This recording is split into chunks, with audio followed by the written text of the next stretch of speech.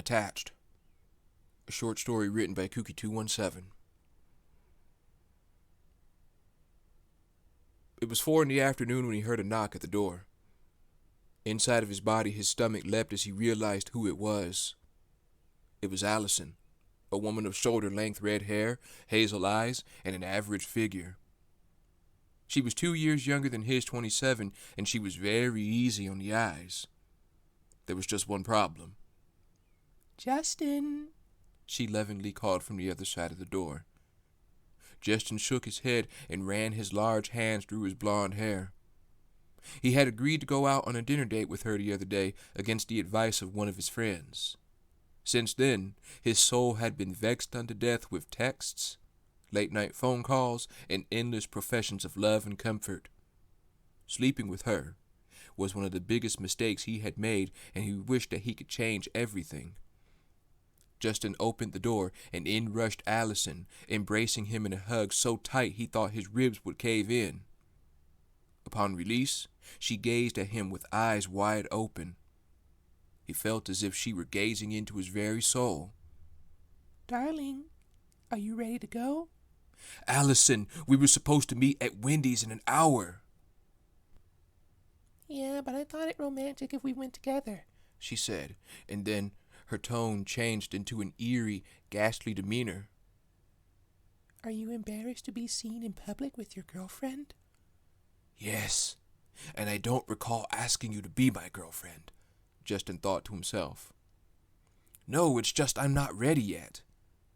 "No problem, baby. I'll wait out here. Oh, and don't worry about the iPad you wanted. I just bought it for you." Justin glared at her. How did you know I wanted an iPad?" "I read your text from your friend the day we slept together, so I got it with my paycheck. I was going to bring it to your class on Friday, but I thought, why not now?" "Yeah, I've already completely memorized your schedule when I came to check up on you yesterday. You didn't know that, did you?" If Justin wasn't creeped out before, he was now.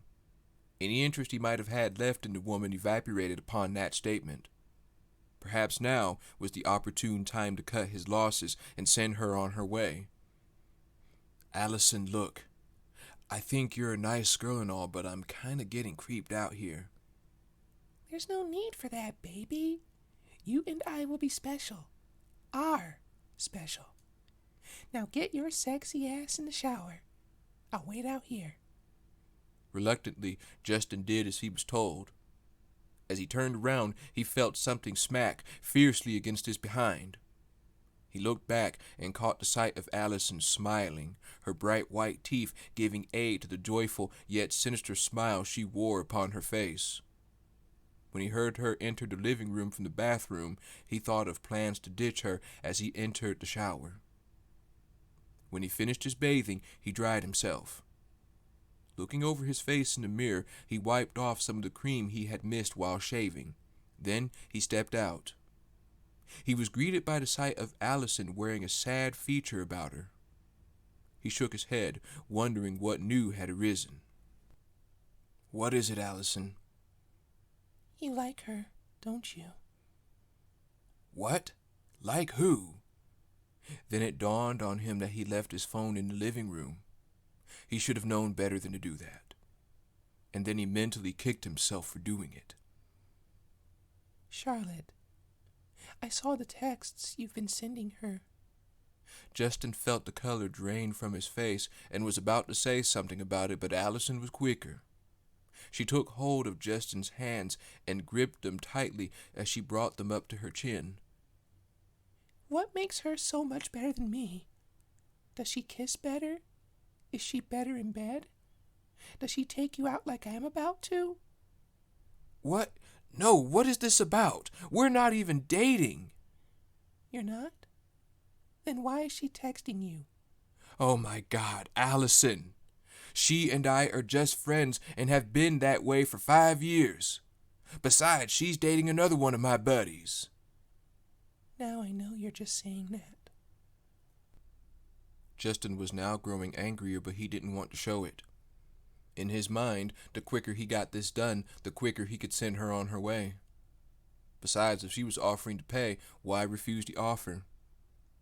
Okay, look, if we're going to go, let's go. I'm getting hungry.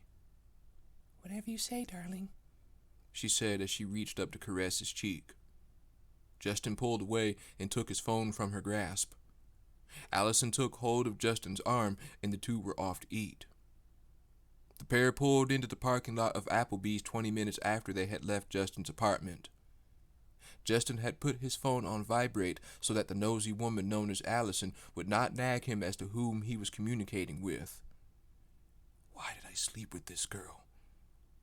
I thought we were eating at Wendy's, Justin said. Allison glanced at him with her trademark smile. Justin, I wanted to make up for what happened at your place. I know why you were getting angry, and I should not have intruded on your privacy like that. I'll pay for all the expenses. You had no problem invading my privacy a moment ago. You were looking at who I was talking to rather than paying attention to the road. But we made it here safely, did we not? Come on, Sugar Bear, let's go eat. Knowing that saying another word would prove fruitless, Justin stepped out of the car and the two walked inside of the restaurant.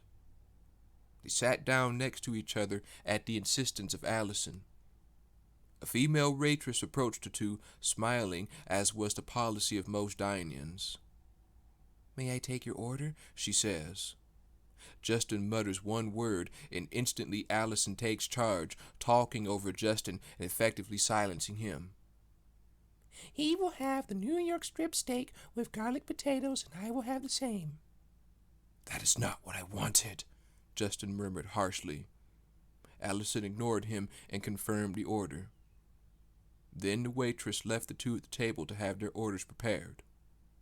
Allison placed a hand upon her beloved's own. Just let me take care of everything, baby. I know what you want and what you like. Allison, Justin began. It's only been 2 days, and you don't know a thing about me.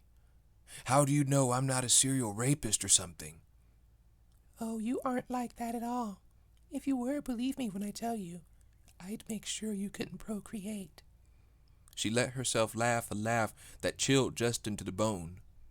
Even as she scooted closer to him, he wanted nothing more than to get away from this woman.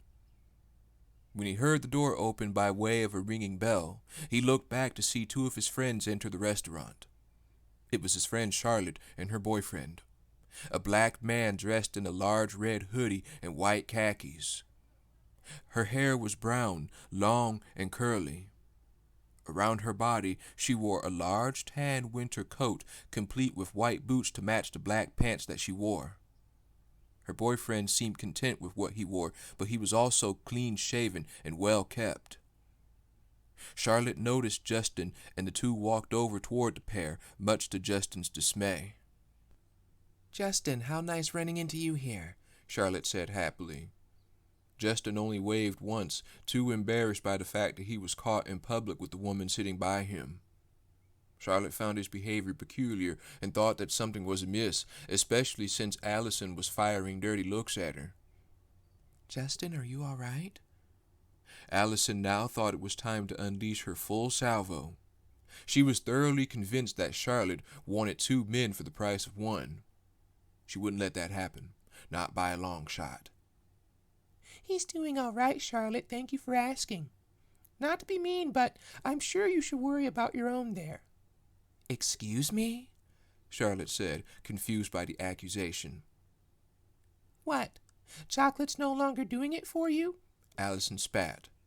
Justin sat there speechless as she continued her attack. Now you want my candy as well. I know who you are and what you want. You made your choice when you picked out the wrong merchandise you've got walking around with you. So keep yours, and I'll keep mine.